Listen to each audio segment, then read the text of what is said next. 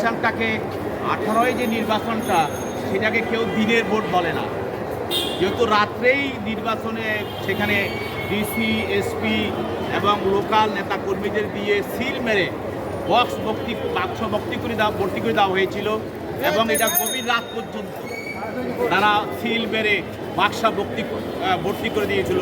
এই জন্য এটাকে নিশিরাতের ভোট বলা হয়েছে, আর ওনাকে বলা হচ্ছে যে এই নিশিরাতের প্রধান নির্বাচন কমিশন।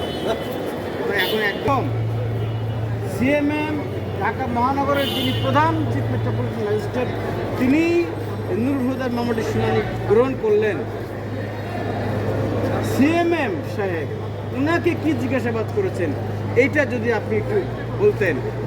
ওনাকে সিএমএম সাহেব মূল বক্তব্যের মধ্যে যে বক্তব্যটাকে উনি তাকে জিজ্ঞাসা করেছিল যে আপনি কি এই দায়িত্ব আপনি নেন না, যে নির্বাচনটা হয় নাই।